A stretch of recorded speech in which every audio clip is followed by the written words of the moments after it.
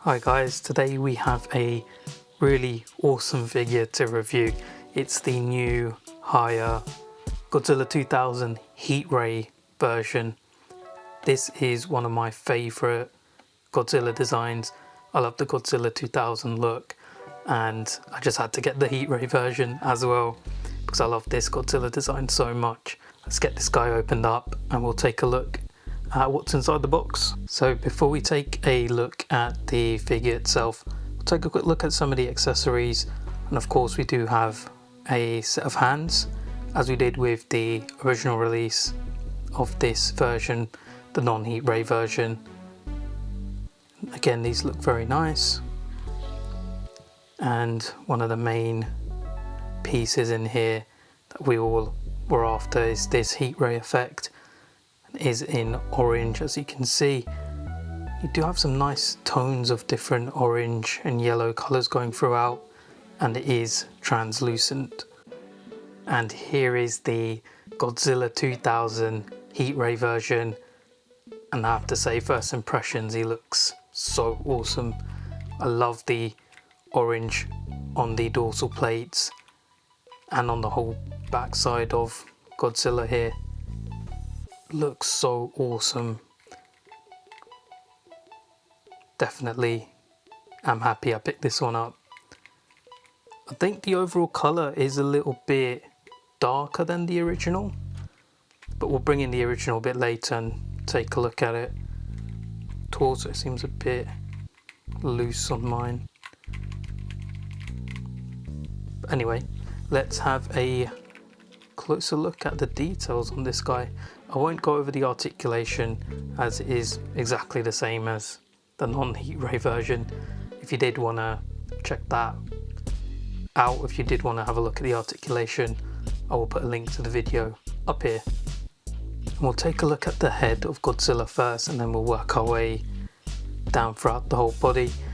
And as you can see, we do have the same level of detail we had with the original version.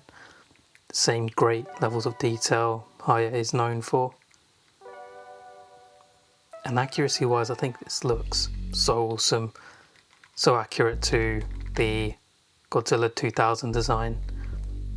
And if you have a look at the eyes there, they are those nice big yellow eyes there. The teeth are done so well on this figure. They do have that dirty look to them.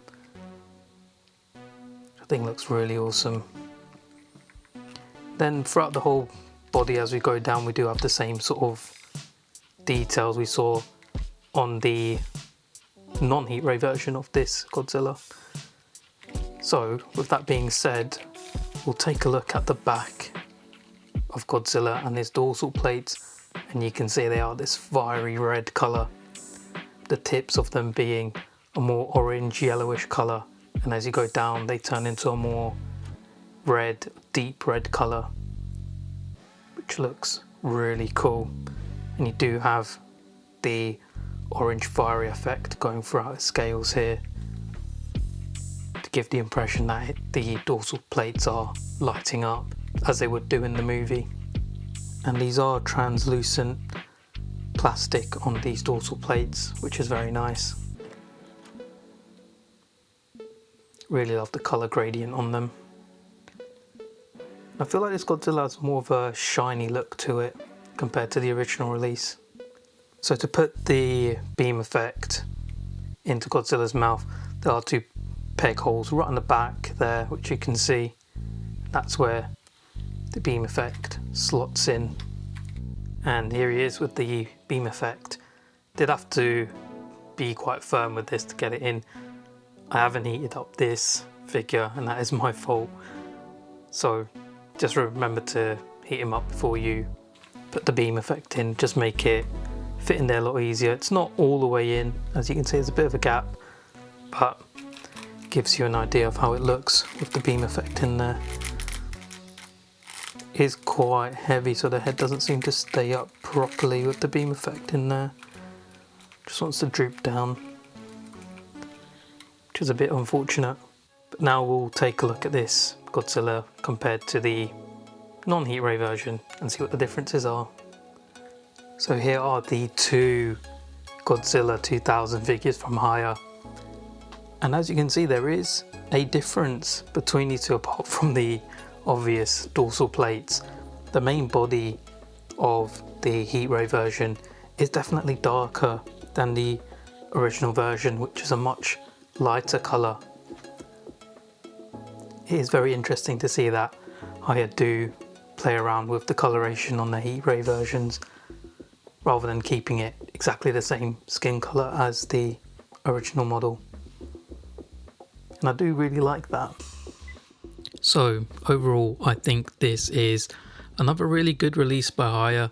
I am a little bit biased because this is my favourite version of Godzilla. I really love this design. I like the translucent orange dorsal plate and the coal coloration on the back. I think it looks really good. Now, as much as I love this figure, there are some issues.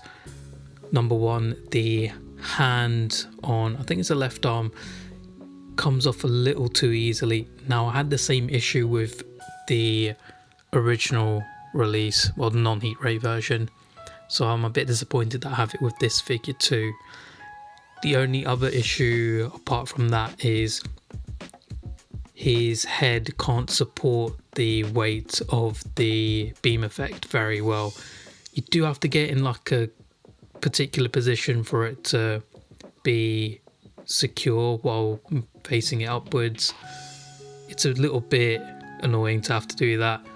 I don't really like that, but other than that, I think it's a really good figure and I would recommend it. It's a really nice design. I love how the orange looks on this figure, it just looks so cool. So yeah, I would recommend picking this up if you can. I love this design, so I was going to get it regardless. Thanks for watching. Please remember to like and subscribe.